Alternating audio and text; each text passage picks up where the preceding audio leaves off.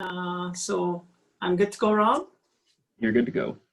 Excellent. Thank you very much. So it's December 15th. This is a meeting of the Affordable Housing Task Force. I would ask if anyone has any pecuniary or other interest to declare. I see shaking heads, meaning no. If one should arise, and I'd ask you to declare it at that time. Item number 2 is the election of a chair. You will all know that in my inaugural speech, I asked that if Councillor McQueen would be willing, and if this committee is also willing, that he take the role of chair. So with that said, Madam Clerk, I'll turn it over to you, but I'm quite prepared to make a nomination for Councillor McQueen, or Deputy Warden McQueen, as chair of this task force. Okay, thank you, Warden Hicks. So with that, we do have a vacancy for the chair of the Affordable Housing Task Force, and I would open up the floor to nominations. I note that Warden Hicks has nominated Councillor McQueen. Do we have a seconder for that nomination? Councillor Burley, thank you. Are there any other nominations for chair? Councillor Burley? I move that nominations are closed. Okay, thank you very much. Is there anyone opposed to that? Okay. Councillor McQueen, are you willing to be the chair of the Affordable Housing Task Force? I'd be honored to be chair. Thank you. Thank you very much. I will confirm your chairmanship and turn the meeting over to you. Okay, well, I'll call this meeting in, I guess it's been called to order, so I'll take over from that. Thank you very much for my nominator and committee for choosing me as your chair. Do we need a vice chair, Madam Clerk? We actually already have a vice chair, so that was just the role of chair. Oh, okay, and the vice chair is Councillor Berlin then, is that correct? Yes, that's correct. Thank you, Tara. Slipped my mind. Mine too. Mine too. So I was right, okay. All right, so, okay, well then we'll move on with our meeting, and again, welcome everyone. And I will say that I do have somebody looking over my shoulder here, but I thought we need to sort of put a little bit of spirit into the season. So I added my Mr. Snowman here with I think he's got a happy face. Yeah, he's got a happy face. So we're gonna have a happy face going into the season. So there we are. Okay, so we'll move into the agenda that has been published. Do we need an approval for the agenda, Madam Chair? It's been there, I guess. I just want to make sure there's no additions or deletions to the agenda. Is that part? Nope, you're correct. You're good to go. So you're moving right in then to the first report. Okay, so moving on then, I guess we'll go to Anne Marie, and you're going to bring the first report. Welcome. Thank you, You'll just need a mover and seconder to put it on the floor. Oh, that's right. We got to go moved by Councillor Burley and second by Councillor O'Leary. Okay, so it's on the floor. How quick we forget, right? Go ahead, Anne Marie. Thank you. I am going to share my screen. I did put together a PowerPoint presentation. It doesn't have any new information, but it does have some information for us to follow along, mainly to keep me on track. On track. Not. Let me see if I get this right. Okay. So moving on, one of the things that I also added onto the agenda was the Housing and Homelessness Services in Ontario policy brief. I did put in a few slides. We can still talk about it later on in other business if council so wishes, but I thought it gave us a clear overview of what and why we were here as a task force looking at building affordable housing. Just an overview of some of our system managers' responsibilities. As Grey County is the system services manager, we manage the affordable housing units that we ourselves own. We administer funding to our nonprofit housing providers. We manage our wait list for all affordable housing that is available in the county. We provide affordable housing options across our continuum, right from emergency housing to transitional and supportive housing, and then to rent geared to income and affordable. And we also meet complex needs. And to do that, we need to have a local plan that is set by our own community that meets the needs and priorities of our area. And that is through our 10-year housing and homelessness program. I just wanted to mention that Ontario is the only jurisdiction in Canada where housing is actually at the municipal level rather than the provincial level. And that Ontario municipalities are also the primary funder of affordable housing. Some pressures on Ontario's housing system, or as I refer to it, things that keep me up at night, are the increasing costs. Our stock is aging and does require capital repairs. Our operating agreements with our nonprofits are ending, although there is a plan with all of our local nonprofits in order to keep that affordable units in our stock. Affordability, our wait lists are growing, and the acuity of need that people are experiencing is also increasing. Our vacancy rates in the area, along with all of Ontario, are extremely low. Our nonprofits lack the capital to build new housing, and there's a lack of funding stability. So all three levels of government need to fund housing. Allocation based on needs rather than application based is what needs to happen. So in other words, we need funding from the federal, provincial, and our own municipal government that is going to meet the needs according to our local needs. And time limited funding, that's always a concern too when you start up a program and it's only going to run for a couple of years, then what? So looking at those longer term instead of time limited funding programs. Service managers also have, I guess, a more complex system too, because we are subject to over 200 service agreements with all the legacy housing programs that we have. I had a look here, and I think we have about 44 agreements that we work under in Grey County alone. So it can be very difficult, especially for new staff coming on, learning the nuances between all of the different programs. The province is looking at modernization, and I'm hoping that some of these programs will be streamlined along with that modernization. And our service level standards are outdated. Each each service manager is given a number of housing rent geared to income that they have to provide, and often rent supplements and other municipally funded programs are not included in those numbers. So that does need to change too. As I mentioned, the province is looking in conjunction with service manager consultation to modernize our housing system. As primary funders as the service manager is the primary funder, we should be recognized as equal partners. And that's something that we are striving at the provincial tables to make known. We do need to have control over where we're going with our programs, and especially with end of operating agreements with our nonprofits. As a partner, we should have input into where and what's happening next, where we're going, and what funding is required. More action is needed, obviously, to incentivize and stimulate construction of new rentals. Housing affordability has to be recognized and shared as a priority, and funding should be predictable and sustainable. If we are receiving and providing sustainable funding, then we can make a difference in the amount of units that are needed. So next, I'm kind of moving right into my report that is before you. Back in September, at our last meeting of the Affordable Housing Task Force, the committee asked that I bring back a report for consideration, looking at our needs, key assets, and some of the opportunities that might be available for affordable housing to be considered in our 2021 budget.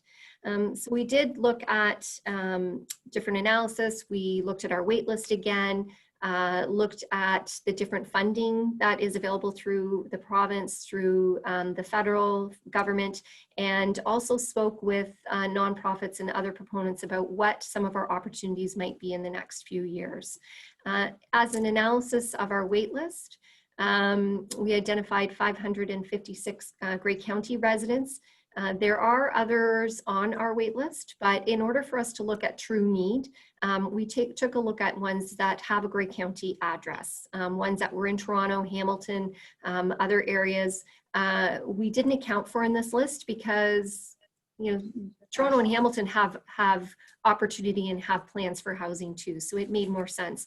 I can also say too that when we do go to offer somebody who is out of the area, Not always. A lot of the times they don't accept our offer of housing. I think somebody has told them to, you know, get on almost every wait list in Ontario, which makes sense. If I was looking for housing and desperate for housing, I'd be doing the same thing. But, you know, reality a couple of years later when we're looking at housing, this area may not be right for them. This list of the 556, also there are 52 singles and 16 seniors that did not list an address. And of course, at that point, we are still actually in the process of getting a hold of a lot of them just to see if they are Grey County residents and what their needs are for housing. We do know that there are a lot of local people without an address that are on our wait list, but we're trying to confirm that. 337 of the 556 have an current Owen Sound address. So again, that just speaks to our need of housing in Owen Sound. We have 55 2-bedroom units and 24 3-bedroom units that are required. And of this list, about 40% of them could probably afford an affordable rate. So that would be of $550 or more. And the other 60% would require a deeper subsidy in order to maintain housing. So we turn over about 80 to 90 households a year, but we also add just as many people onto our wait list. So you can see why it's about a 5-year wait list in some areas. Next, my report goes into looking at what we have done over the last 3 years. Grey County has funded 54 units of affordable and market units. All of these units are occupied with people from our wait list, except for the community living build. So this is just recognizing some of the housing that has happened. And then my report goes into looking at some of the options for creating affordable housing. What might be some of the things that we could implement? Providing rent supplements. Rent supplements proves to be a good program because sometimes people that are on our wait list are actually in a unit that is appropriate for them, and they have supports and neighbors and neighborhoods, but they just can't afford to be there.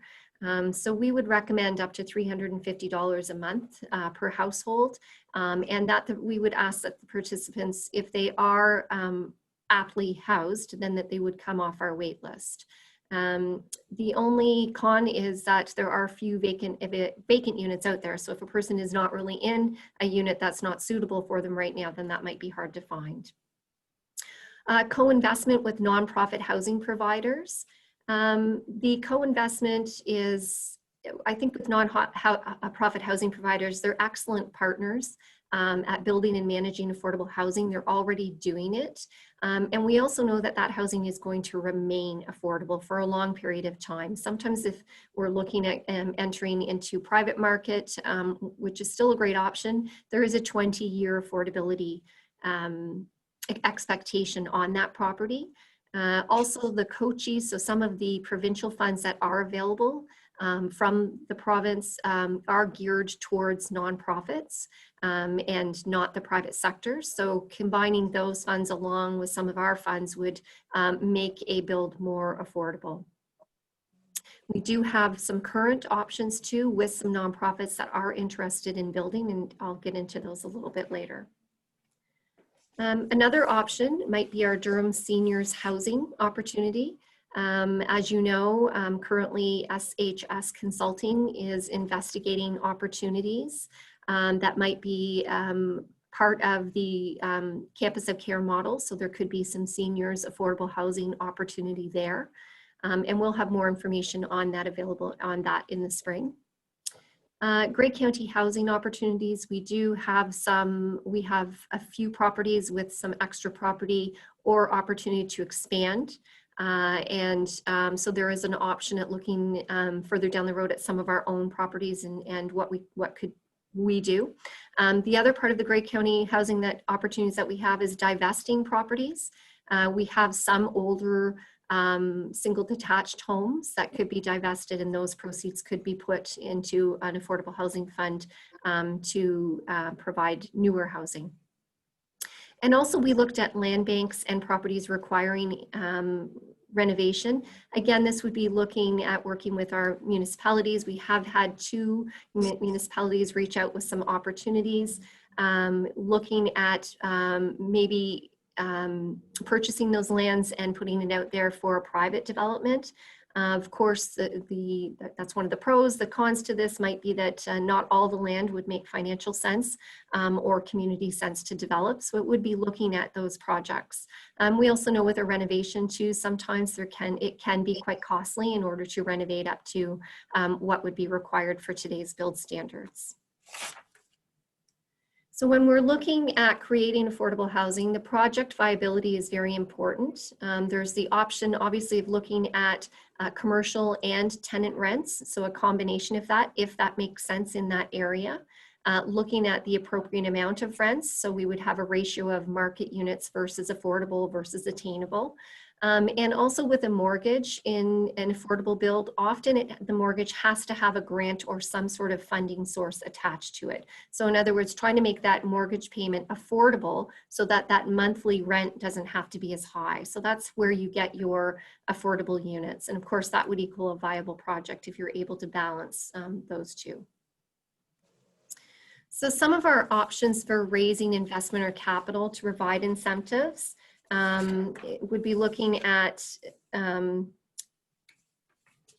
guess, looking at upfront funding. So for instance, if we're providing funding for construction or soft costs, and that's going to lessen the amount of mortgage that is needed, reduce those monthly payments, and therefore we can offer a higher number of affordable units.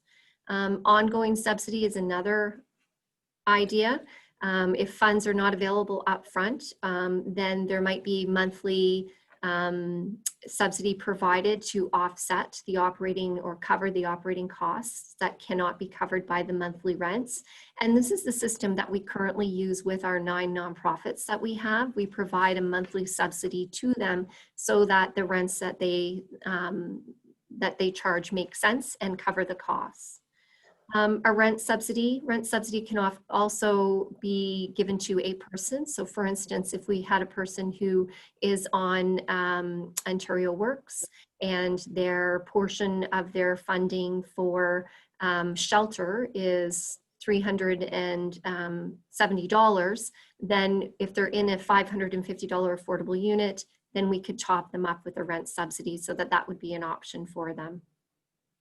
And another, of course, would be our land and incentives. So making sure that we are waiving fees such as development fees and working to lower, again, that monthly payment so that there can be affordable units within there. And also finding that right mix of rents. So playing around with the number of affordable, attainable and market rents can help in finding what that right combination of rental income is going to be in order to cover off the expenses.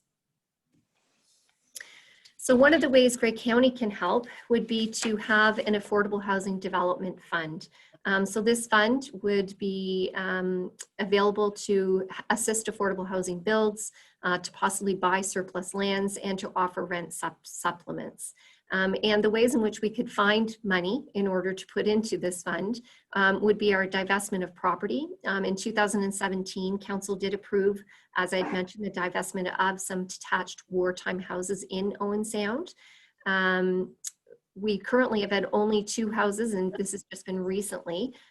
We have actually tenants that are interested in buying their house and have qualified for a mortgage, which is a really good news story that I'm happy to share.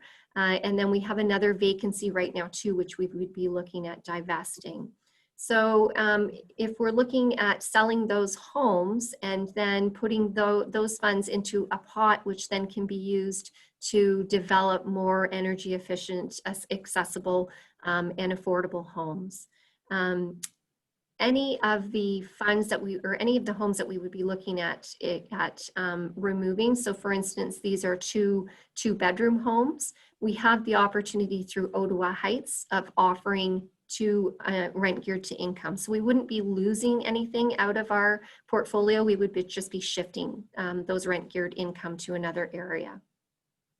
I would also look at the possibility of looking at any other family home that came available. Just with the age of some of our family homes, it might make sense at this time to divest them and then put that money into building more energy efficient homes.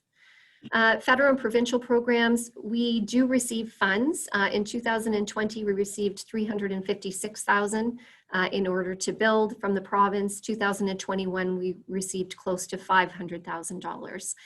Again, more money is needed than that a year in order to invest in a build, but we have been able to put together multi-years in order to provide enough funding for upfront costs for a build. There's also the National Housing Strategy does have soft costs that they will cover up to $150,000 to some of our nonprofit proponents that are looking at building affordable housing.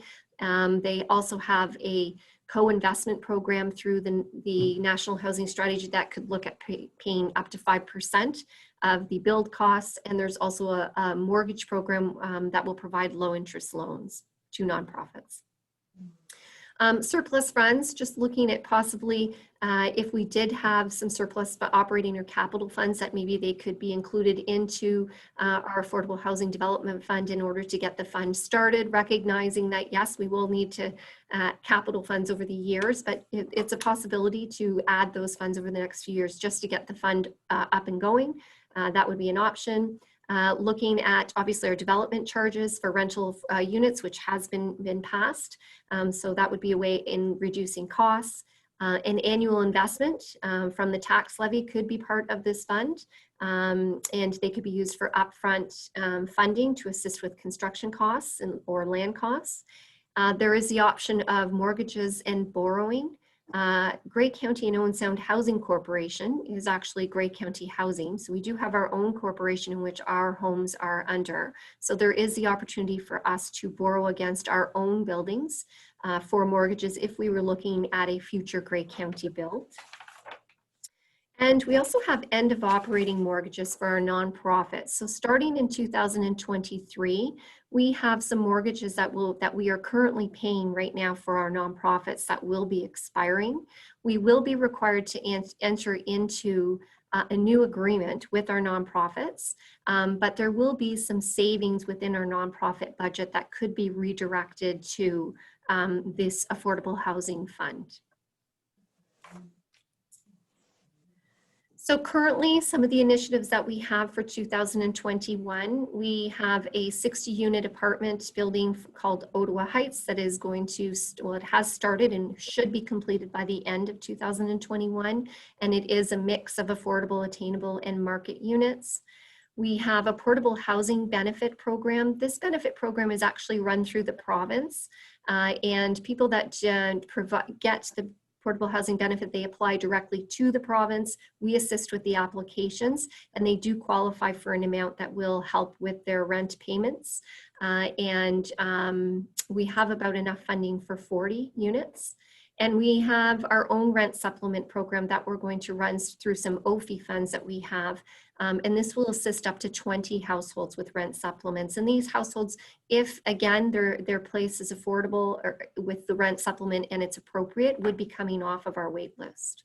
We were also approved through the Social Services Relief Fund to support 3 supportive housing projects. One of them through the Women's Center for 2 units, MEMWIM for 3 transitional units, and Lutheran Social Services is looking at converting a building into 4 supportive housing units.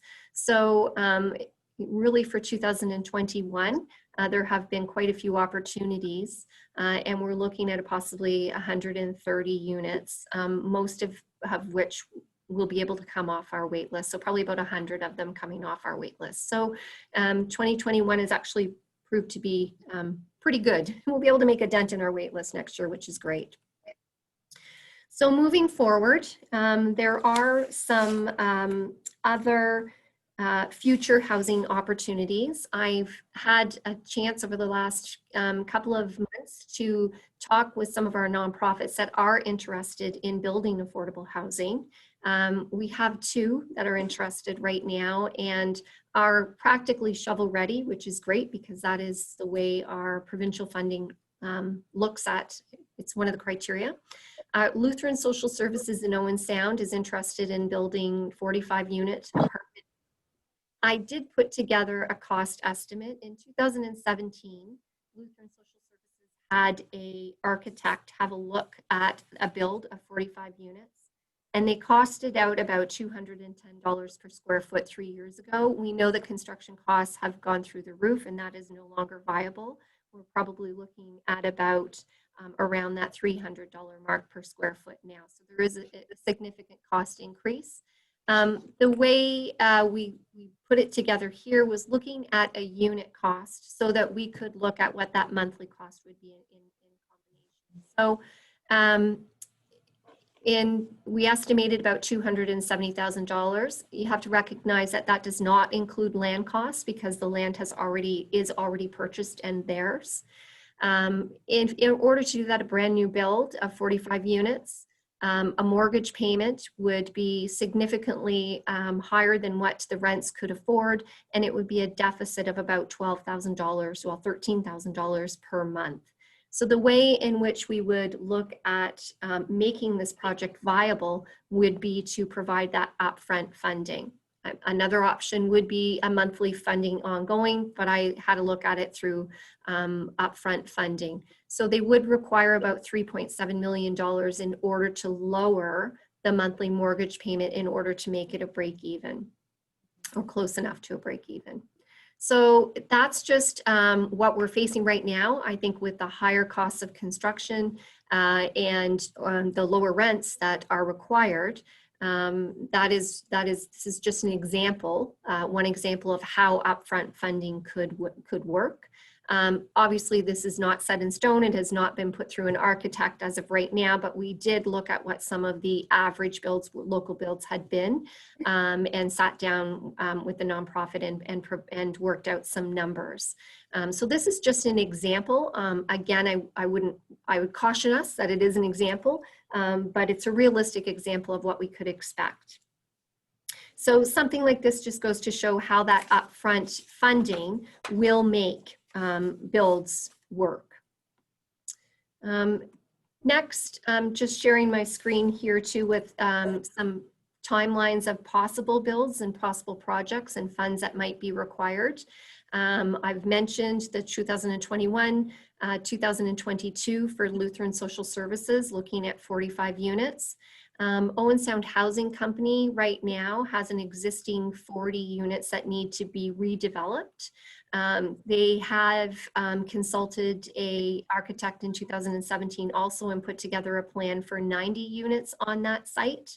And again, we did look at the costs that they were estimated and at that time and did do an inflation rate for 2021 or sorry 22 I believe as to what that would look like, and again more funding is required up front. Provincial funds that might be available, assuming that we would receive $500,000 as we're receiving right now, was included in the cost estimate. The other is funds from the proponent themselves that they have committed to being able to put forward for the build or land cost in equivalence. And also Durham Senior Build too, once we get back some information from SHS Consulting, we might have a better idea of what might be the possibilities for a seniors build in Durham. And funding resources, looking at what could be some of the funding resources we could have. I did talk with Kevin, and Kevin is on the call. There is some annualized funding that is currently available. This funding of $500,000 was being used in children's services, but I believe those funds have been uploaded, so that current funding is available to now become annualized funding for affordable housing. And Kevin could probably answer any questions on that. There's also housing surplus. We're estimating about $150,000 this year. Divesting our properties from 2021, we're hoping to get $500,000 minimum for the 2 properties. And starting in 2023, we would have about $150,000 to $200,000 annually from our nonprofit mortgages. I also, in my report, did put that there may be other funding sources that we could obviously add to this, looking at, again, if there was any reserve funds that might be available, or any of the funds from the province. That is what I have put together. I'm happy to answer any questions, but going back to the original ask of the report, looking that the committee supports some of the recommended action plans and timeline, that an affordable housing development fund be created, and then that fund is used to obviously fund affordable housing builds that we have before us. It's not to say that these won't be there might not be other opportunities that come forward that might make more financial sense in the next couple of years, but this is what we have on the table right now, with two proponents that I believe are very, that are experienced in managing and building housing. This is also an example. The one on the left is an example of what the 45 building rendering could look like, and the one on the right is the drawing that was done in 2017 for 90 units. Well, Anne-Marie, it looks like you've done all the heavy work. Good on you for your bringing it forward. I have two quick questions, and I'll go to the committee. You mentioned about in Canada, Ontario is the only one that's funded from the province down to the municipality. Why is that? And second, is there any federal funds that come through the province down to the municipality, or is it all provincial funds that come down to the municipality? I'm not sure why. That was decided by governments years ago. That's just the way that we ended up doing that, or it's been that way for 30, 40 years. As to funding, we do receive some funds from the federal government too for some of our mortgages that are still happening in our buildings. We received no funds from the province at all for any of the housing that was downloaded to us back in 2000. We do receive funds from the province though to develop more affordable housing, look at rent supplements, home ownership programs. So instead of funding the housing themselves, they put those funds towards creating more affordable housing. Again, just with an increase in need, it just isn't enough. And that's the same, we're no different from anywhere else in Ontario. Okay, well, thank you. And just one other question. There was a funding announcement that came out last week from our local MPP, Bill Walker, with $601,500. And I thought some of it talks about housing. Do you have any comments to that funding announcement? Sure. So the 601 was actually Gray and Bruce combined. Of that, 453,000, I believe, is for Bruce or for Gray County. And it is looking at our social services relief fund. So we received some funding previously for helping community organizations that are supporting vulnerable populations during COVID. That was our first amount of funds. The second phase funding was looking at providing housing, longer term housing post-COVID. So that's the 3 builds that I talked about in the report for supportive housing. Now there's a little bit more funding being added to that to look at if there are any other possibilities for providing that longer term housing. We do have one of our proponents, the Women's Center, that's looking at expanding in what they're doing, and we'll probably reach out to other community partners too. So it is new funding, which is great. Okay, well, thank you for that. Okay, questions, committee. Councillor Keaveney, go ahead. Thank you, Chair McQueen. And thanks so much, Anne-Marie, for really well-prepared, interesting, and informative presentation. Just in relation to your not-for-profit partners, and I know you do have several, but I have to think in Meaford we have a Rotary Club managing the Godfrey Apartments. And how do we go about making other potential partners aware of what you're doing and what the need is and the opportunities for funding and so on? Is there any sort of a promotional marketing piece to what you're doing and reaching out to some of those organizations who may not be involved but who potentially might be able to participate? In the past, we've issued, whenever we do get funds from the province, we have issued requests for proposals, and we do try and send it out to all of our avenues, especially even through the Poverty Task Force, which a lot of agencies or proponents are. But we tend to look at, I mean, we help people all along the process.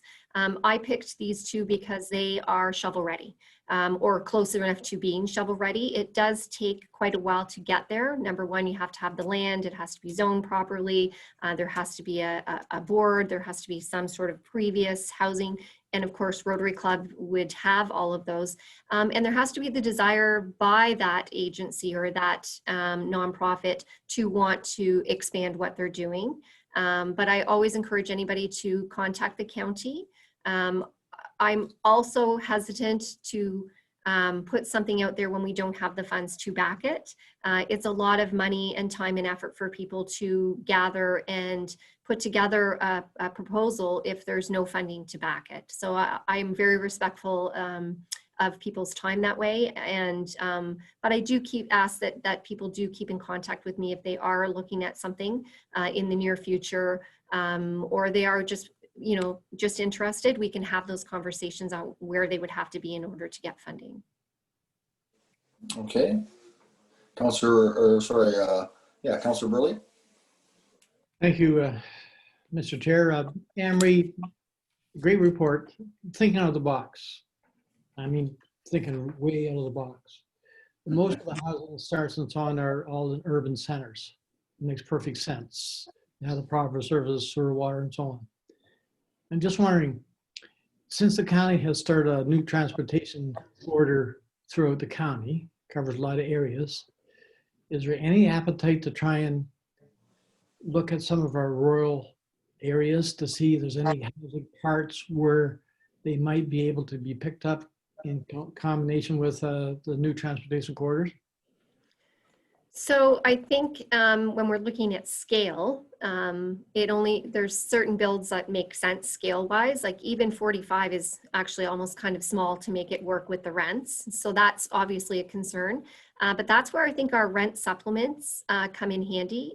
That's where if there is a person, let's say, I don't know, in Newstead that's housed appropriately, but just needs a rent supplement in order to stay there.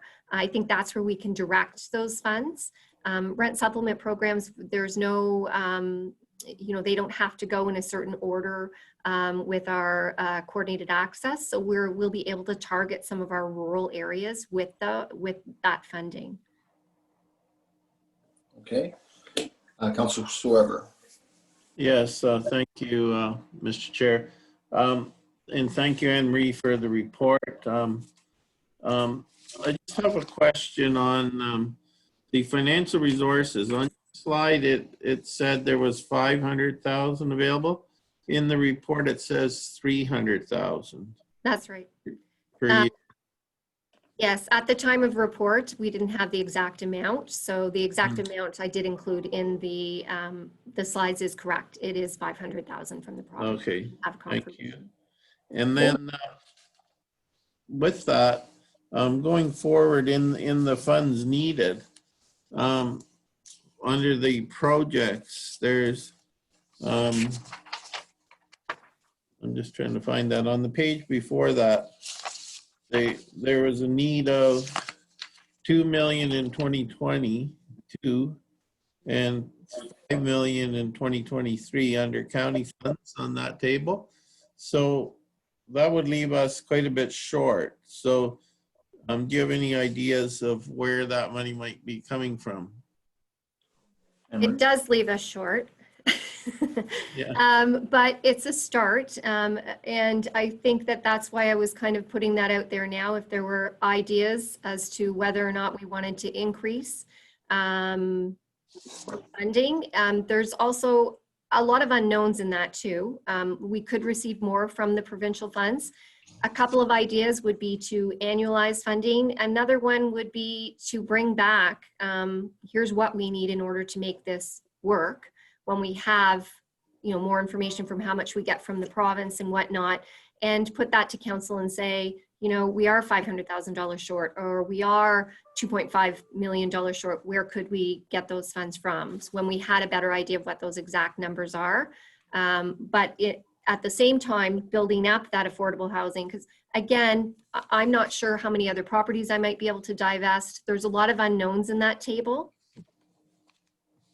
Yeah, for sure, and that's understandable, but I think it's, you know, kind of sooner than later, we've got to go to county council and say, what is your appetite? Because, Yes. you know, there's no sense, you know, working with Lutheran Social Services and 07 Housing Company, and then when in 2022 and 2023, we go to the county and ask for the budget, and what if council says no? I mean, then it's a lot of time and energy wasted. So it would be kind of like, you know, a 5-year capital plan would be good for this attainable housing, or, you know, to say, okay, this is part of the capital budget. And so those amounts, everybody knows what they are and where we're going, because, you know, it takes a while sometimes to generate support for these initiatives. And certainly I'm very supportive,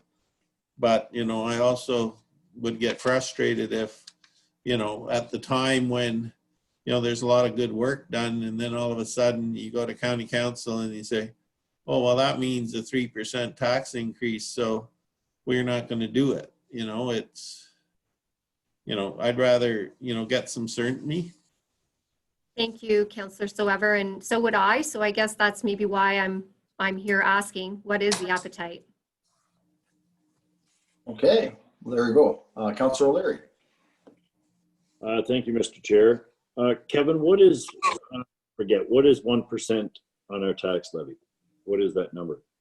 It'd be about 610,000.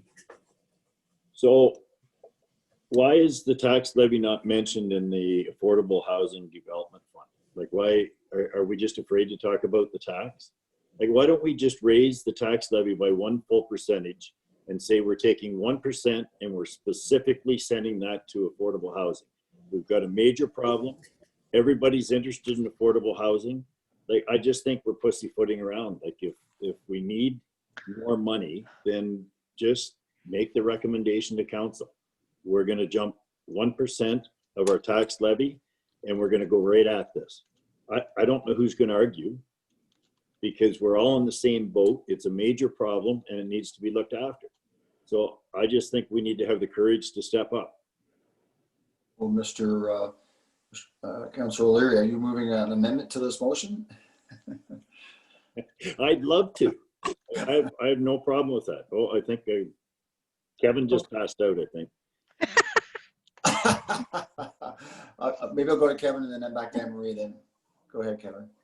And Anne Marie hinted at it in the report, I guess, and mentioned my name, but since November, when I brought the budget report to council and background and said where I thought we were at, since then the province has announced that they are not going to cost share in some childcare programs that they had originally announced for 2021.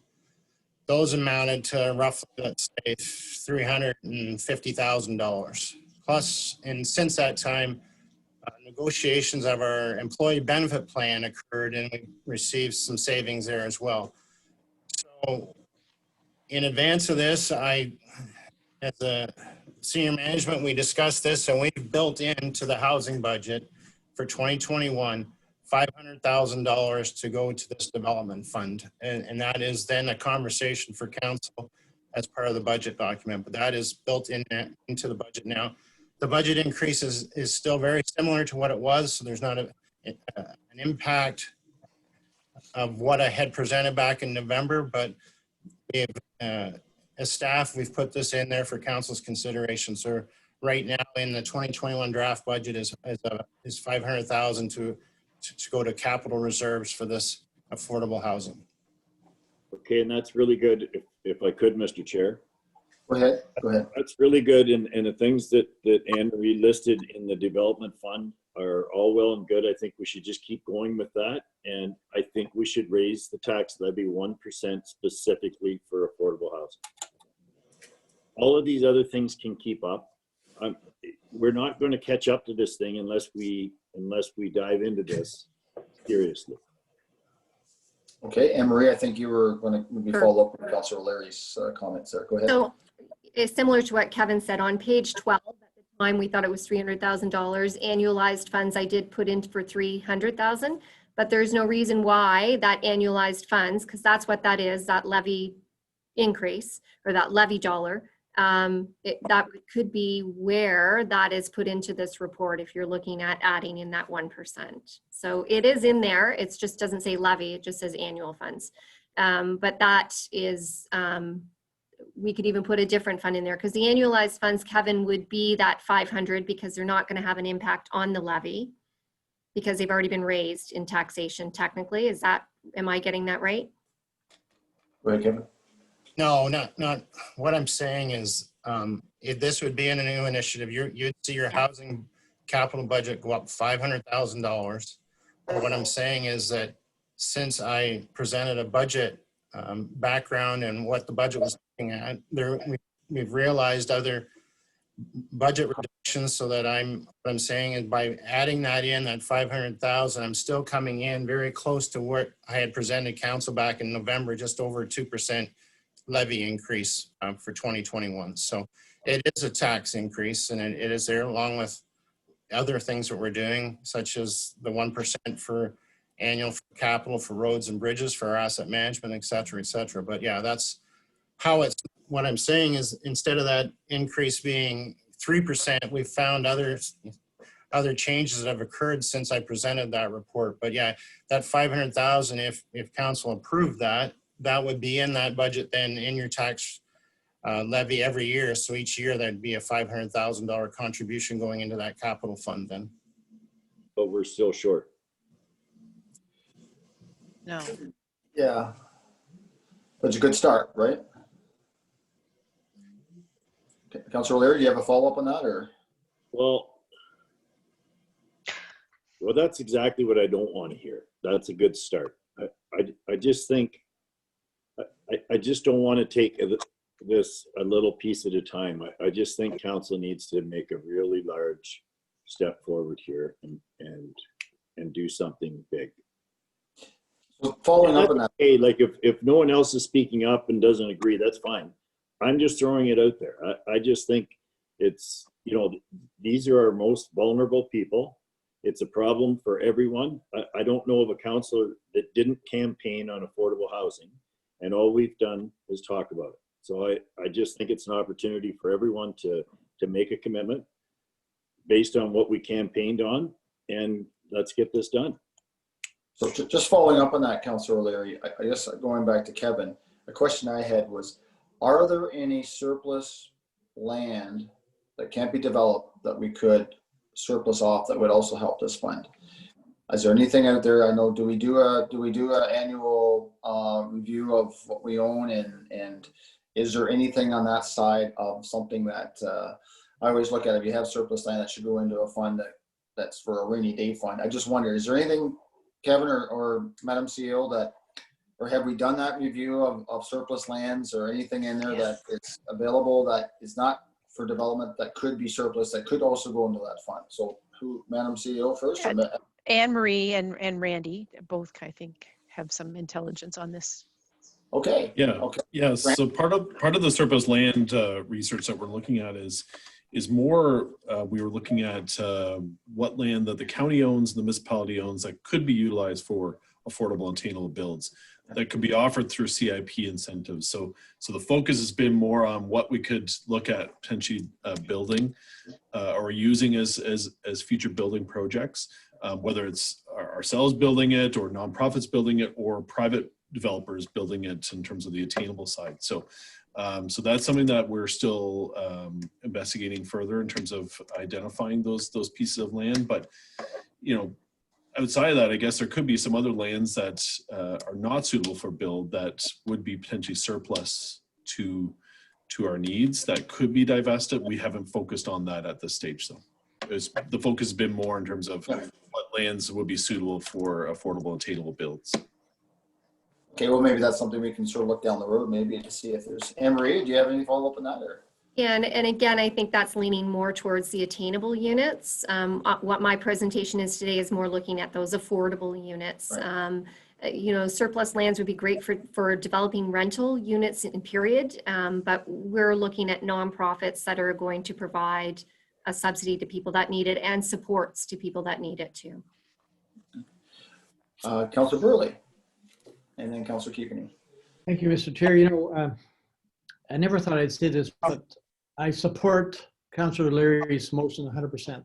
And I would have no problem at all second the motion to take it to county council floor for a great discussion at adding 1%. I think it's a conversation we need to have, and that would be the place to have it. So currently, right now, through the Madam Clerk, we have a motion on the floor that's with regards to Anne-Marie's report.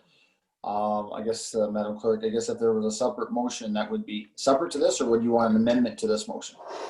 Well, this Anne-Marie's motion speaks to establishing a fund, and I think Kevin has spoken to that in that he's included in the 2021 budget for council's consideration. So that's when, if this task force supports the resolution that Anne-Marie has done, then that will remain in the 2021 budget for council's consideration. I see. Kim, you can correct me if I'm wrong, but that's the time, and Kevin, that's the time when council can review that budget and make some changes to that affordable housing fund, and as they can with any other piece of the budget. Yes, the only other thing I wondered about, Heather, was whether this committee, or this task force, I should say, wanted to make a resolution or a recommendation to council that they do explicitly consider that additional 1% overall over and above what's already in the 21 budget. I would much rather Certainly see. it would certainly be okay to add that as an amendment. I think it's it is in the same vein as what Anne-Marie has noted in her original resolution. So I don't think it would be out of order to do that. And I see that Tara has noted that she has actually drafted something that she might throw up on the screen for the task force's consideration then. Okay, so okay, go ahead then. So I guess just for clarity, then I'm hearing that there's a mover and a seconder that's interested in this. Is that what I'm hearing? So there it is. Yes. So this amendment is moved by Councillor O'Leary, second by Councillor Burley. So this is a recommends. Okay. Okay. Comments on the amendment. Warden Hicks. You're on mute there, Mr. Warden. My apologies. I think that Kim just offered the clarity that I was seeking about Councillor O'Leary's proposal. If I'm understanding things correctly, embedded in 2021 budget is the 500,000 already. And Councillor O'Leary is proposing that we add on top of that the 1%, which would be about 610,000, correct? Clarity, Kevin? Is that clear, Kevin? Well, I was going to ask this question because I was trying to get clarity. Are you asking for 1%, like 610,000 in the budget, or are you asking now for another 610 added onto the 500? So I'm just looking for some clarity myself. Sorry. I'm looking to add the 610,000. This is over above what is in there. Yeah. So, correct. Mr. Warden, because Mr. Chairman, you know, I've said to everyone, I'm looking for us to make a bold move, and this would certainly be bold. And in addition to the 610, my reading of the motion was that it would be 1% in 2021, but I thought it would say 1% per year commencing in 2021. you want to go back to that? That's what I would hope that the language would be. I didn't read that in the draft that I saw from Tara. Right, and that's not the wording that is on there, but I can certainly, if that's the wish, I can make that change. I thought that that was the wish of Councillor O'Leary, and that's what I was hoping to see, is that it would be that the tax levy be increased by 1% commencing, 1% per year commencing in 2021. I'm going to go to Councillor O'Leary. Councillor O'Leary? Yes, if I could just clarify, that was my intent, that if we raise the taxes by a full percent, that 1% would go towards affordable housing each year. So just to finish off, Mr. Chairman, what we would be doing is doing something fairly bold and proposing a bold move for council to consider. And so we would have this sort of injection from the start to get something done, but we're also committing to a longer term, making a longer term commitment with that 1% per year. Okay, so I apologize. I think I missed Councillor Keaveney. She did have her hand up after Councillor Burley. So Councillor Keaveney, I apologize for that. Sorry about that. Oh, no concerns at all, Chair McQueen, and certainly echo the comments. And I was going to offer the same as Councillor Burley did in terms of seconding the motion. I really like it. We have done this in Meaford with 1% for roads, 1% for bridges, and 0.5% for facilities. And we've done that for a few years now, about 5, and it's really successful and really has made a difference. So I fully support the motion on the table to do this this year and ongoing for the rest of this term, and hopefully into the next term as well, should that council agree. So no, thank you, Councillor O'Leary, for bringing that forward. Okay, so the amendments on the floor, are there any other discussion points? Go ahead, Councillor O'Leary. Can I just ask, Anne-Marie, like, where does land costs come in your, like, when you're talking about the amount of money to build per unit, that does not include land costs, or it does? It does not. So, And just simply with these two, they both own the land already. right, so I'm just wondering if there should be something there, like if the county is offering the money to do the builds, should we pressure the municipalities to offer the land free?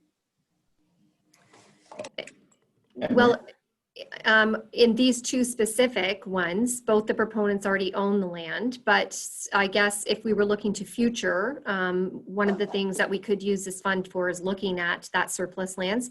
And most municipalities are pretty good at offering, like, I would imagine we could work with them at offering reduced costs or free lands. You know, once I think this gets momentum, I think everybody's going to want to help too. And I know certainly Owen Sound has always been great about waiving development charges too when it comes to the builds. I know that development charges are, but I'm just wondering if we should be having that discussion with it, because I don't know if that should be in this motion, or whether we should just worry about that later. Like, I just think it will also help in the cost if we pressure our own municipalities into providing the dirt. If the county's going to step up with this money, then it's just a way of pressuring the municipalities to get in the game too. I guess it's all coming from one. There's only one taxpayer, but. And I also look at the money that we do have set aside right now, and the money that we need to get these two builds done in the next, 3 or 4 years. It's going to take all of the money that we're actually talking about right now too. So I just worry about asking for land and then not having money to develop on it. Right. So okay, well, so we're good with what we have then. I just thought I'd throw that out. Okay, Mr. Warden, go ahead. You're on mute again. Sorry, I believe that Kim had her hand up first, so. Kim, Madam CEO, did you? Sorry, really quickly. One was in the new development charges regime that we're going into, Randy, putting money aside towards affordable housing. Remind me, how much rope do we have there?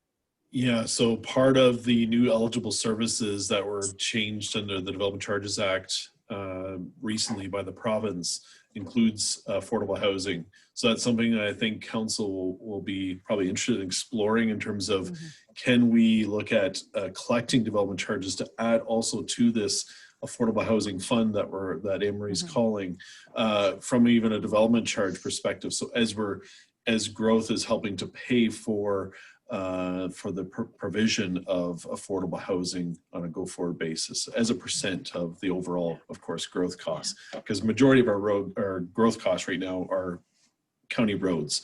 About 91% of our development charges is county roads related. However, a new eligible service is affordable housing, as Kim mentioned.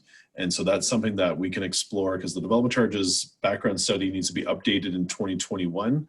So the timing is absolutely perfect for council to explore that as an option as part of that development charges review.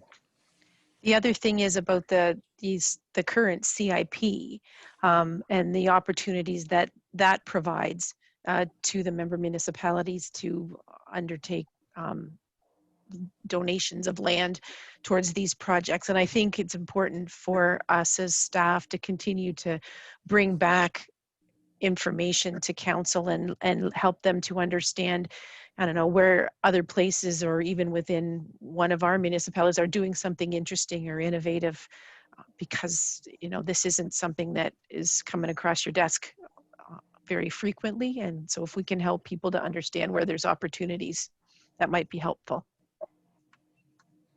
Okay. Sorry, go ahead, Councillor Weber.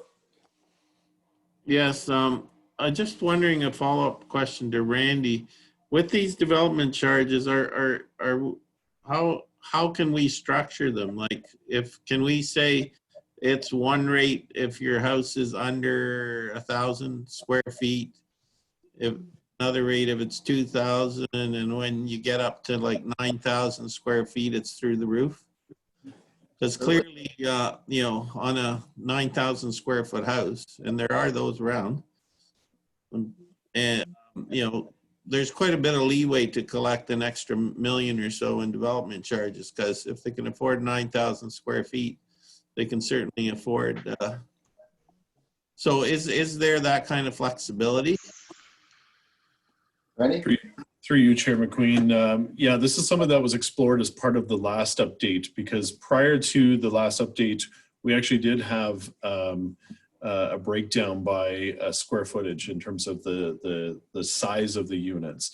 In discussions with the development charge consultant at that time, I think there was previous decisions at the intermunicipal board and other matters where the recommendation was to not go with square footage in terms of breaking down of development charges and to focus on residential type.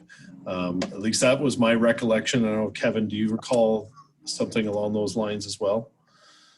No, that's correct, Randy. And I believe there was decisions, like you said, that Hempson recommended for us not to. So we've gone back to the unit types of, you know, a single and a semi or an apartment. Is that it could, I guess, as part of the update again, it could always be revisited with the consultant again to question that. But I know they got into more about not. It's about the services each house would take and what they believe that is, and that's what the capital funding of development charges for, not the, I guess, the ability to pay type thing based on size. So, but it's something that could be questioned again with the consultant, and as part of, we're doing an update in 2021 anyway, so we can be investigated again. Yeah. Councillor Weber, did you have a follow-up there? Yeah, I have follow-up. Just to say that, well, if it's based on the services required, I think it would be only fair that once you exceeded a certain square footage, that you're likely to have a housekeeper and a gardener and a pool boy and all of this. So in that case, you would need to have affordable housing. So therefore, I think it's a logical step that maybe we look at it. There's nothing, I guess, we can do in terms of the tax rate to create a new class of property called luxury residential. Kevin, there's a new one for you. Yeah, that's not that I'm aware of anything for residential is to be classed as a one. So no, there's maybe luxury residential at 2. I guess it's something you could lobby the province to do, I guess. But Well, we do know though that those properties are maybe more luxury that are on waterfront do pay more taxes because they're higher value, right? So I guess that's a little bit how that trickles down. Or new property. That's my street, yeah. There you go. Okay, so we still have a motion to amend the original motion on the floor. Is there any further discussion on that amendment? Kevin? Could the motion be put up back up on the screen? I just want to make. So this is an amendment to the original motion. So Tara, are you able to put that up?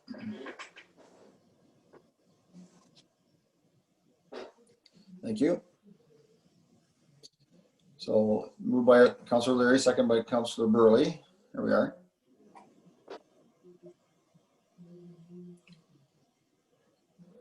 So, sorry, Mr. Chair. I just Okay.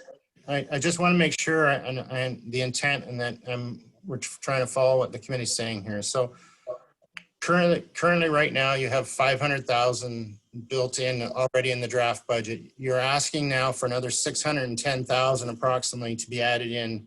So you'd have built in then to your tax rate, if approved by council, approximately $1.1 million. That would be there going forward.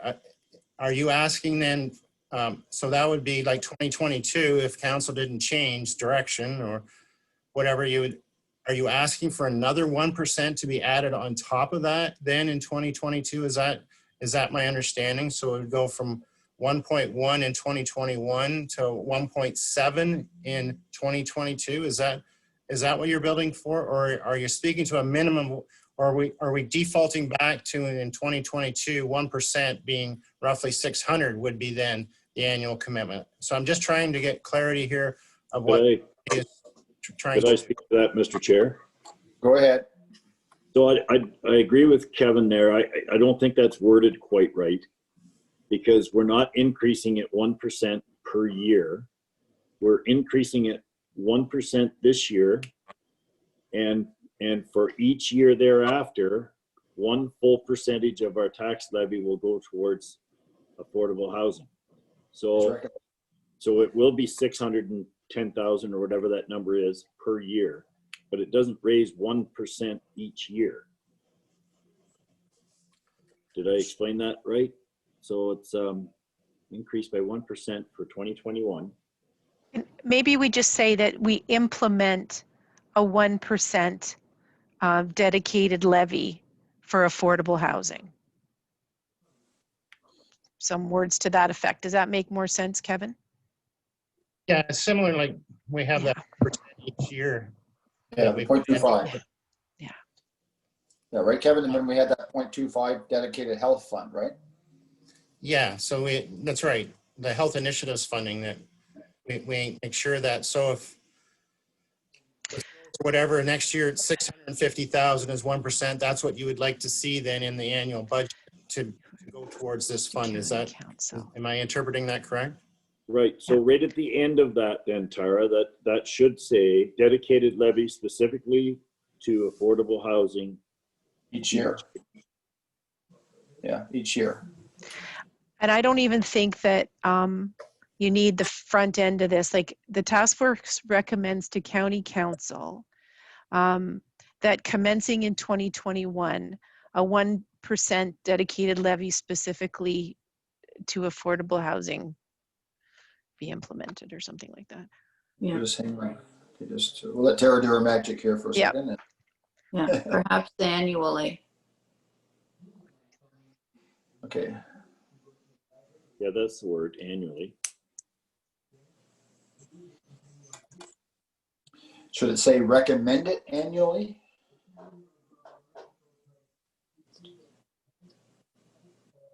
Well, that would be kind of loosey-goosey, specifically 1%. Like, Okay, so each year. Okay, let's keep it simple, right? Kevin, how's that look? That looks fine, but I'm still, sorry, I'm maybe confusing this, but I have 500,000, or the staff have put 500,000 into the 2021 budget. this is over and above. Right, so going forward then you would have 1.1 million each year coming, which is more than 1%. So that, if you're saying 1%, I'd be dropping it in 2022. Did you follow what I'm saying now? Right. But so whatever that number is though, so if you're adding that 500,000 to it, then it would be 1.1 million a year. We've got, if I can, we've got a base established now, right? You've got that money that's in the budget as the budget stands at this point. What we don't have is a separate line, and I think this is what you're looking for, is a separate line that speaks to this 1% levy for affordable housing, correct? In the future, Yeah. with this resolution, you would retain that 1% dedicated levy, and I assume that you would retain the funds that are in the base budget as it stands, unless operational requirements meant that we needed to make adjustments in either the housing department or another one. But you're going to keep a standalone line. Right. So just going back to what Kevin is saying, so 1% this year is 610,000. And if 1% is next year, that 1% could be 650,000, right, Kevin? That's what you're thinking, right? That's, yeah, that's, at least that's what I was interpreting what you're trying to accomplish here. Yeah. But what's not problematic isn't the right word here, sorry, but I've already got more than one, you know, I've got almost 1.8%. If you add 1% to what I've got there now, is what I'm saying. So then next year, if you say it's just to be 1%, I've got a, there's almost like a one, we're doing in 2021 is a one-time of 500,000 plus one Yes. to the levy go forward. So Yes. that you'd get 1.1 in 2021, and then after that you would get 610. If that Right, that's Yeah. got it. Good. But it doesn't say, the way this motion is right now, it doesn't say that we're increasing the levy by 1%. And it needs to say that. Councilor mentioned. It says we're taking 1% of the levy and putting it to affordable housing, but the levy has to be increased by 1% in 2021. Right, there we go. And year after, and each year after or something. No, it's just, we're raising the levy 1 full percent in 2021.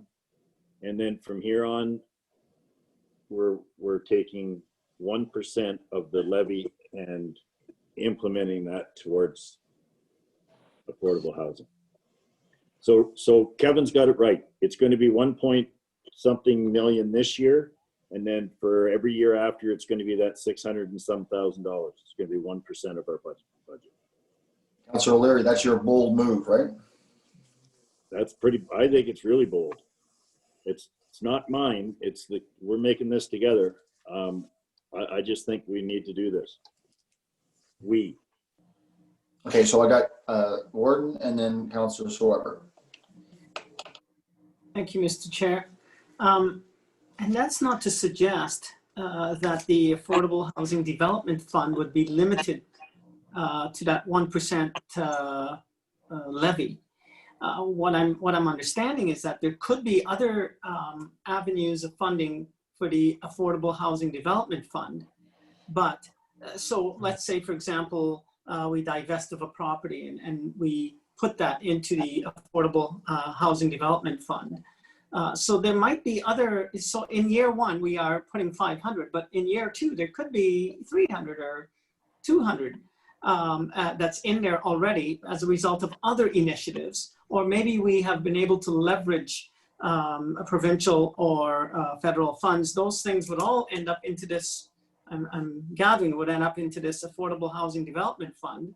So next year, there could be 500,000 again, plus the 1%, which we're saying will be annualized. Correct, Anne Marie? That's how I'm understanding. And you're right, like if we divest funds, so we're not going to say that that 1% Right. is minus the 500. So there's always that 1% going in there no matter what. You're right. So it wouldn't just be 610,000. It would be the 610,000 plus the divested properties, plus the provincial programs, plus, Right. yeah. And that's the only way we can keep up to develop. So following up with that, if we divested a piece of property for $1 million, would there need to be a motion from council to put it into that specific fund? Okay, There would be, and every time I divest a property, it has to come to council. Because it'll be over $250,000, so it would have to come to council anyways. okay. I got Councillor Swever next. Go ahead. Yes, and just following up on that, there's nothing to keep us from putting any surpluses in here as well. You know, there's lots of ways to fill up the fund, but I think it's a good idea to have a separate levy, because then at budget time, it's not a subject for, well, it is a subject for debate if somebody wants to change that, but it would be directed solely at this item, and I don't think there would ever be enough support to do that. So I think it's a good way to make sure there's money going in. And if it is pegged at 1%, with the pending reassessment coming, and I knowing how much the property values in Thornbury and Meaford have gone up, the 1% is not going to be in the 600,000s on the next go round. It'll be closer to $1 million. So we'll see what the new assessments come out at, but based on sales prices for real estate, the 1% should be close to $1 million. Okay, just getting back on track. So we have the amendment motion on the floor. Is everybody clear with that motion? Okay, hearing no other discussion. All in favor? Okay, that is carried. So now we go to the main motion, which is including Anne Marie's report. Any discussion on the full motion? Okay, I have a quick question to you, Anne Marie. Just on the side of secondary units, and if more secondary units get built, is there an opportunity to get subsidy housing if they became low income housing? So if there was a secondary unit, we could offer a rent supplement to that person that's living there. So there's definitely ways to subsidize a person's rent that's there. Okay, because that's something else I think is a tool that people aren't taking advantage of. And there's so many opportunities, especially now with the removal of the development charge on that secondary detached unit. So there's another avenue that we need to sort of look at trying to promote in itself. Okay, so any other discussion to the main motion? Seeing none, all in favor? Sorry, Kevin, did you have something to say there? Can I see it? And I'm still, I really want to capture what the committee wants to do here. And I want to make sure we get this right. So, because what I'm trying, you want 1% next year. So as Councillor Sweber said, if it's $1 million next year, 1% equals $1 million, it'd be $1 million going in there. But right now, if I add 610, you know, as your 1% to already what I got in there, I'm at 1.1. So that's it. You'd be actually down is what I'm getting at. So you want this to be really somehow 1.1 million in 2021. And then after that, it's only going to be 1%, whatever that number is. So, So Kevin, the 500 that's in there now that came from Children's Services, and I forget the other location of that, we only have access to those funds this year. Is that for 2021? no, what I'm getting at is if we would have just taken, for example, childcare, they were saying you're going to have to cost share in the Yes. funding. So we had built in 20% into our budget, our draft budget. And then they came back and said, here, just about. Never mind. Yeah. Never mind. We're not going to do that in 2021 because of all the pressures and stuff. And so I said, okay. And there was that. And then the benefit, I said, okay. Based on what I had given council before, we could put 500,000 into the tax rate and still have a tax increase that was very similar to what I'd already had to council proposed to them. So it wouldn't be all of a sudden someone saying, well, you told me roughly 2.18%. Now why is it 3.4, right? And without going into all that. So I said, okay, here's an opportunity to use that available now and still stay within the parameters I had set, right? But what we understand is that in the future, the province is going to, at some point, want to cost share that administrative part of Children's Services. So That's we right. are going to have to cough up those funds for that purpose unless something else changes. And the benefits thing was likely more of a one-time thing because we just finished going back to market, and this was a weird year because of COVID, and we didn't get a lot of uptake on some things, and they gave us a bit of a break. But again, you all know from your own municipalities what benefit costs are doing. So just to be clear with the committee, that's where that 500 came from. We have it this time, but likely we won't have all of that the next year. And so what, do you want to look at 2021 as just a bonus to get us kicked off and started here with this? And then we'll deal with 2022 when 2022 comes around, that we've got the 1%. And if there's more than that, we'll have to look for it. Or funds, as we talked about 10 minutes ago, if other funds appear, we can always put that into the same dedicated fund as well, right? So I'm saying that that dedicated fund, sorry, Mr. Chair, the dedicated fund would show a transfer to reserve of 1.1 million in 2021. It would then actually go down to 600 2022 then, just so you know, because it's then going to offset whatever downloads the province or other cost increases we're going to have, but you would still have in the 2022 budget then 600 or whatever 1% is in the 2022. Do I have that interpreted correct? Is that the intent, what everybody's looking for? Okay. I think that would be, the key would be a minimum of that 1%. There could be others. And I think that's maybe how you word it. It's a minimum of that dedicated 1%. Okay. I just wanted to make sure you see, like, even if we separate this out in the budget, you'd see like 1.1, but then in 2022, you're only going to see 600,000. So it's going to look like a budget reduction. You know, that's what I'm getting at. Okay. Minimum. Yeah, no, exactly. Whatever 1% is, but that's what it would appear if you're looking at it, as if you were reducing that budget in 2022. Then is what I'm getting at. Well, we'll have to dig other funds up for them to make it higher than 6.10.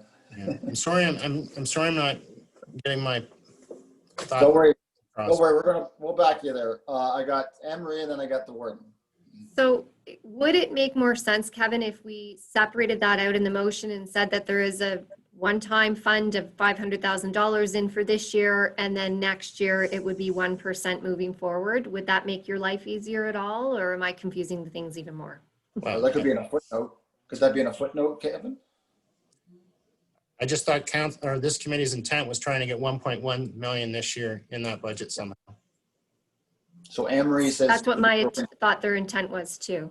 So, yeah. And I agree. And sorry, Mr. Chair, I agree. I think Kevin is right. And I think he's saying what the committee is looking for is that we have the 500 in this year's budget coming up.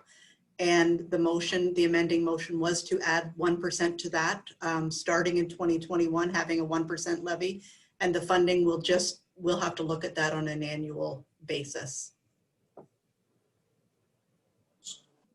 Is that okay, Kevin? Are you clear on that? Yeah, I just want you to understand when council see this budget in 2022, that when you see a figure of 1.1 going down now to 6 or 700, whatever 1% is, that you understand what that's doing. It's maintaining 1%, but you're getting a big push in the first year, but after that, it's going to drop down what's built into that tax rate then. And just as long as the committee is clear, that's what your intent is. That's the way I understand your intent. So I just want to make sure that's how the budget going forward would be built. I think Councillor O'Leary said we're going to make a statement, right, Councillor O'Leary? We just did. Mr. Warden. Thank you, Mr. Chairman. On that note, hopefully it wouldn't go down because we have other avenues for adding monies to this housing development fund.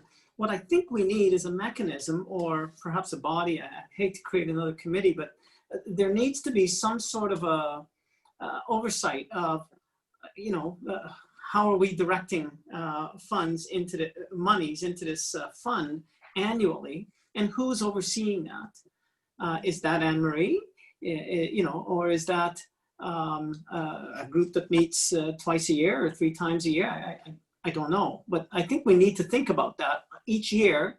How are we going to oversee the development of this development fund? Sort of like an Alice committee. No, well, I don't know. I'm just throwing it out there. I don't have the answer, but I think that somebody needs to have oversight of that. Anne Marie's got an answer. So I don't know if I have an answer, but I have a suggestion. I'm hoping that by this report, you're giving me permission to divest the property and put it into the affordable housing program. And anytime that happens, I have to come to council. So it's probably going to be council that would be overseeing what goes into this, into this fund. So the 1% levy, the provincial dollars is obviously going to happen through a report. Divestment of property is going to happen through a report. And, you know, if there's surplus funds at the end of the year and we possibly want to redirect it, that's going to happen through a report too. So I'm thinking it'll be all of council that would be letting us know if that's okay. Okay, everybody. Is there also another opportunity, Anne-Marie, of people bequesting money to this fund? I don't know that. We've never actually had that happen, but that Maybe- would look like. Yeah. So moving forward with our budget, so you got the 2.18 and then 1% is dedicated to that. Is there a way to promote that, market that, so it's sort of broken down that this is a like a good news story? How do you, I think that would be good to really not spin it, but sort of roll it out that way. And Kevin, do you have any thoughts on that? Or I think it should be a key speaking point in Anne-Marie's housing section of the budget for sure. Yeah. And if we want, we could separate it out even in the budget document itself. Instead of mixing it in with our normal housing, you could see a separate budget line for this. We could do something like that too, possibly, if that's, you want to raise attention to it. But I think even as politically, if you guys would like to jump on it at budget time, that'd be great too, to help with the media picking it up. Anne-Marie has an annual housing and homelessness report as well. That is another place to be able to speak to the targets that you've set and the achievements that you've been able to make. okay, Kevin? I just think too, this is it's a discretionary reserve that's up to council to decide what they want to do with it, go forward. But that could be something like, just as our CIO said, that Anne-Marie would report each year on what's in that fund and how it's being used and stuff. So that definitely could come back through council then to say where it's at, you know, how much has been used, where it's been used, etc. Okay. I think we should just raise it 1%, blame it on Kevin. He's got big shoulders and we're good to I think that's his concern. Okay, Kevin, we got your back. No, All right. It's all what council's wishes are. We try and, as staff, that's where we're trying to follow your directions here as best we can, but and keep a happy, you know, keep our assets looked after and keep things going and keep our services going. But, you know, and this term of council always that we've heard is this has been one of your strategic initiatives that you wanted to accomplish. So that's why as staff, when we saw these savings, we realized that we could take that budget back and look similar to what I had it in November. That's why we said, well, let's put 500,000 in. So we were trying to follow what we thought what council was looking for. So. Well, I'm thinking of Rob Hatton in communication quoting Councillor O'Leary. We're making a bold move. I think that was the quote that Councillor O'Leary said. All right, so we have this motion on the floor. I don't see no other discussion on that. Oh, sorry, Councillor Burley, you did indicate you wanted to speak. Is that right? All I wanted to say was that we're, as a committee, are making a very bold move, which is great. But we seem to be making our life very difficult for no reason at all. It's a move we're making towards county council. County council will either approve it or not. And you'll see that we are making a bold move, exactly what we said we would do. I don't think we need to make it very complicated. Just move forward. Okay, there you go. Words of Mr. Burley. Okay, all in favor of the motion? Opposed? All right, that motion's carried. Okay, going to our agenda then, there's a verbal update. Is that by Anne-Marie or who's doing that? Other business? Scott's going to provide the update, Chair McQueen. Okay, go ahead. Great, thanks, Chair McQueen and members of the committee. I apologize, some of you would have heard this update this morning on our Planning and Economic Development and Tourism Committee, so I'll try to keep this somewhat brief. This is just a follow-up to the report we had at Committee of the Whole and various task force and committees with respect to the University of Toronto collaboration project, where we had a team of 5 master's planning students investigating our community improvement plans and our official plan and zoning policies for our downtown main streets, to see if there was any opportunity to look at downtown revitalization in that regard, and also to look at affordable or attainable housing projects in those main streets, and particularly in some of those main streets where we might have existing vacancies or even some missing buildings. Could we look at some additional residential spaces there? I'm pleased to say the team was fantastic to work with. They put in a lot of effort here, reviewing not only the county official plan, but the 8 member municipal official plans and the 9 zoning bylaws across the county. They also looked at other jurisdictions such as Hamilton, Kingston, Peterborough, Whistler, and Orangeville. And they conducted over 30 interviews with stakeholders from across the county. They did conduct interviews with people from every municipality, including municipal staff, but also including downtown business owners and downtown landlords, to see what some of the opportunities and also what some of the current barriers are towards filling some of those vacancies and towards promoting more residential development in this regard. There's no surprises in the report, I would say. Generally, they recommended we need to try to make sure our downtowns are healthy with respect to a core commercial base, but also ideally with a decent amount of residential spaces as well. They made some recommendations specific to housing, including that all of our community improvement plans include funding for affordable housing. And I will say in this regard that currently within Gray, all of our municipalities either have a community improvement plan in place, or they have a planned community improvement plan project to take place in 2021. So those that don't quite have their documents in place yet have earmarked 2021 as the year to get that done.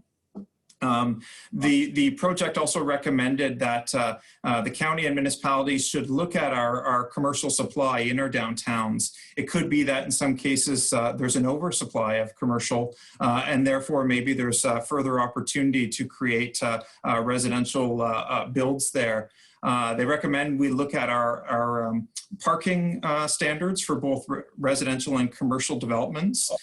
In some cases where we have large amounts of parking available or large municipal owned lots, maybe those are properties that in the future could be suitable to take away a portion of that parking and look at a attainable or affordable housing build in line with the community improvement plan in that regard.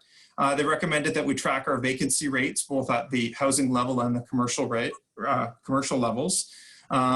They also recommended that we look at criteria in some cases in your own municipal official plans that might give council and staff some guidance as to when you could look at commercial conversions to residential uses. With respect to the community improvement plans themselves, they recommended, of course, that the plans be reviewed regularly. So that would be both the template document at the county level, but your own municipal community improvement plans, just to make sure that they're still meeting the goals and objectives that our individual councils were hoping for when they first passed those documents. They recommended prioritization of funding within the community improvement plans and that those priorities could evolve over time. So certainly what we're hearing from this table is that affordable and attainable housing is definitely a priority across the county, but it could be that in future years those priorities shift and maybe there's other projects that need to be funded as well. They did recommend that when reviewing the community improvement plan applications, that municipalities consider having a wide range of people reviewing that, from your economic development staff to your planning staff to your building staff, just to offer that broad expertise there in looking at those applications. Based on some of the interviews with stakeholders, they did find that in some cases there was a lack of awareness about community improvement plan programs. So they recommended partnering with groups like business improvement associations or downtown associations, or maybe even the county's own business enterprise center, to try to make sure that these community improvement plan programs are marketed, and so that people that could be potential future applicants to these programs know that that money is available and have a clear understanding of how they might apply for that money. In this regard, they also recommended that at either the municipal or county level, we consider offering support to people to help apply for those applications. In some cases, some people might not be used to filling out funding applications.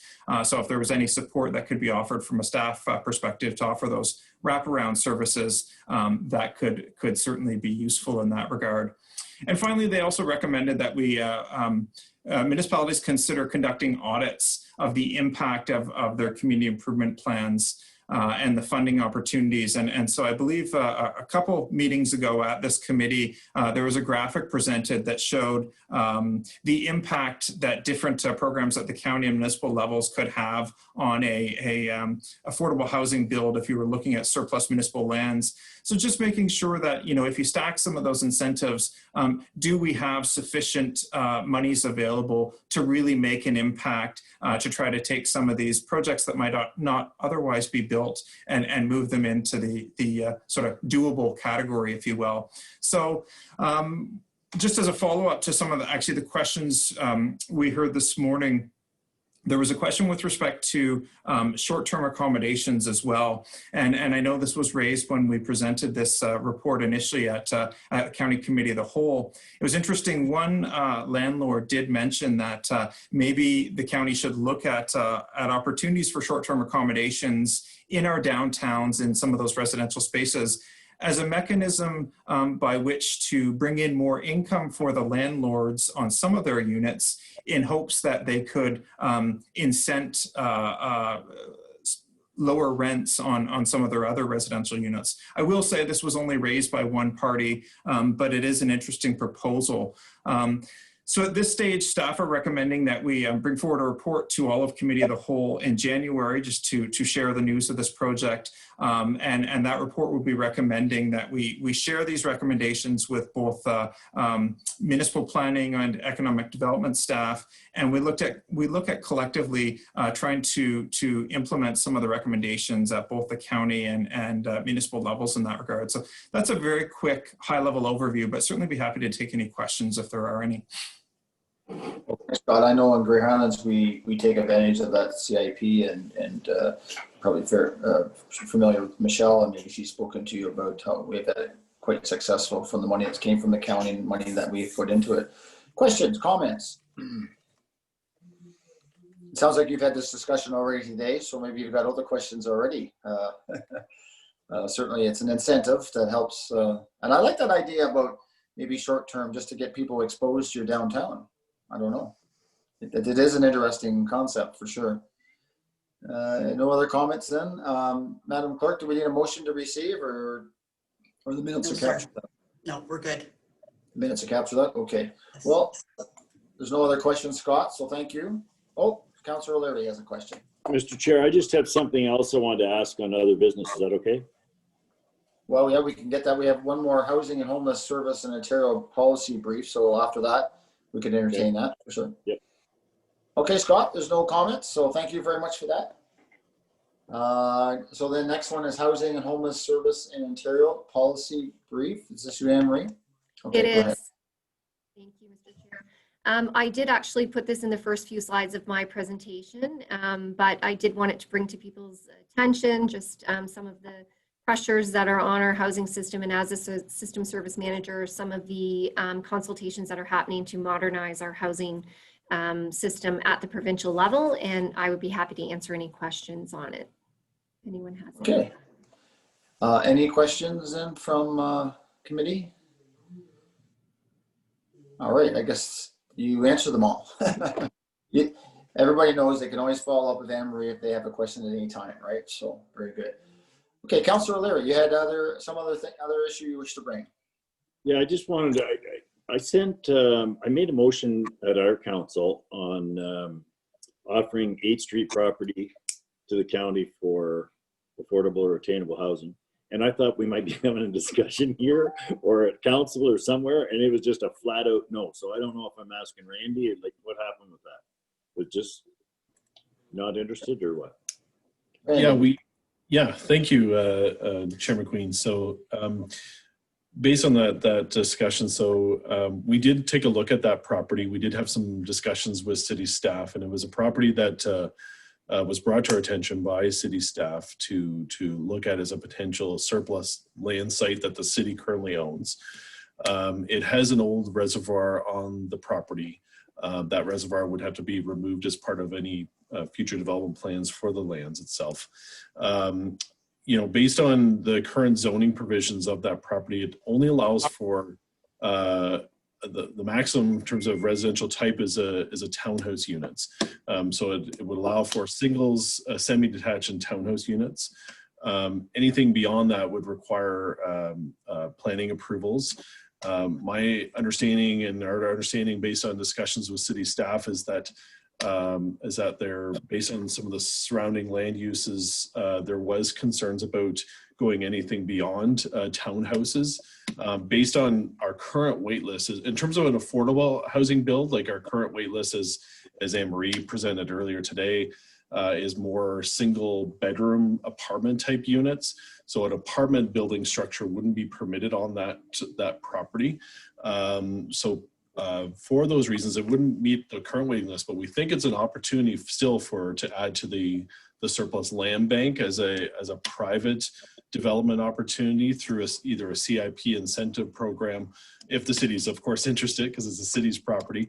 But we see more opportunity on the private CIP incentivized development as opposed to on the attainable housing side, as opposed to what Anne-Marie was presenting as an affordable housing apartment rental build, just based on the current planning permissions and the surrounding land uses of that property. So that's based on our analysis, and I don't know if there's anything further that Kim or Anne-Marie want to provide, but that was based on our preliminary analysis anyways, is looking at that potential property as for a future either affordable or attainable housing build. We think it's more suited for an attainable housing build project. Okay, fair enough. Thanks, Randy.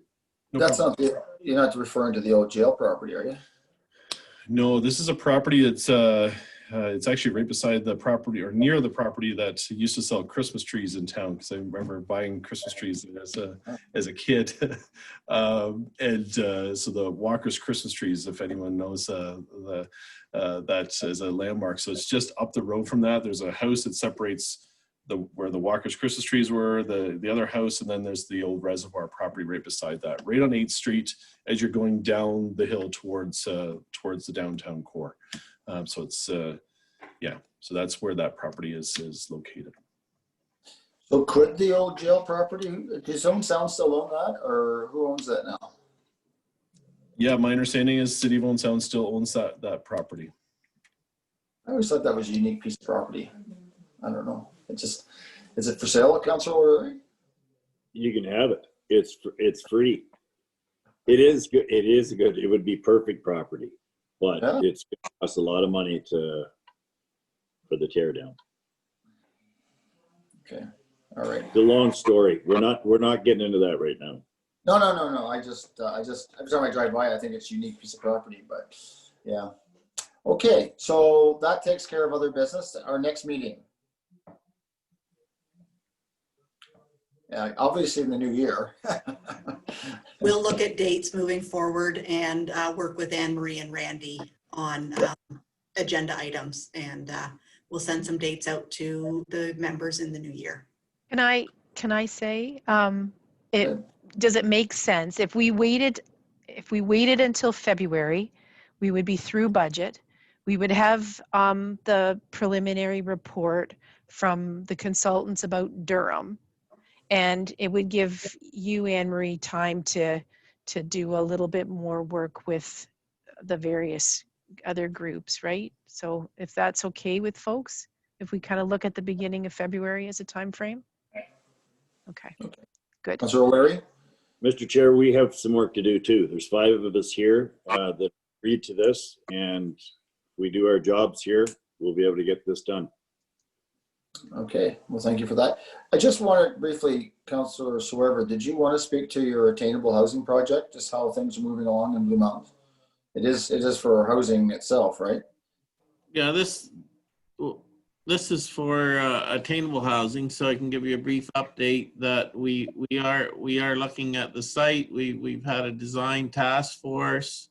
Right now, we're fighting what I call social apartheid. People would like to now have people live in Owen Sound and commute in with the Grey County bus service. Some people. So there's a small minority in the community, and I'm sure I'm going to get into trouble once this gets out that I said they're promoting social apartheid, but that's what's going on. So right now we've asked, we've got the design committee. We're going out for request for qualification for builders. And then we are entering into the planning process because right now it only allows 3 stories. We had talked about anywhere from 3 to 5. It appears the consensus is that people might be accept 4, but you know, it's amazing when you talk about attainable housing, then everybody's for it. And then when you start moving forward on it, then all kinds of people come out of the woodwork and say, well, no, not in my backyard. So that's what's going on. We're going to push this thing forward, and we may not end up being the most popular politicians, but that doesn't really matter. We will build it, and we've already about 70 people that have applied to go on the waiting list.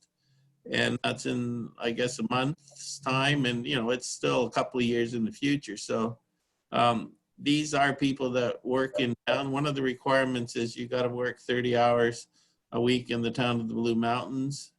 And it's really targeted at that income range from anywhere from 30 to up to 100,000 of family income. Because right now you can't buy anything for under 700,000 in the town of Blue Mountains. So there is a real shortage of workers in retail. Even dentists are having trouble keeping office staff because, you know, there's just nowhere for them to live. We also anticipate issues with even young police constables. Like on a constable's salary, they can't afford to buy anything in the town of Blue Mountains. And we would hope that, you know, our police officers could live here and get to know the community rather than driving in from somewhere else. And, you know, Meaford is seeing the same increase in property values. So it's very important, but we are pushing ahead, and we expect we'll be through the planning process by mid-year at least. So. Okay, well, thanks for that update, and it's good that you're providing something for the Blue Mountains for sure. Okay, so I need one more motion. Councillor Warden Hicks, adjournment. Councillor Burley, second. All in favor of that? That is carried. Good meeting, everyone, and thank you for again allowing me to be your chairman. And everybody have a good Christmas, and have a safe one.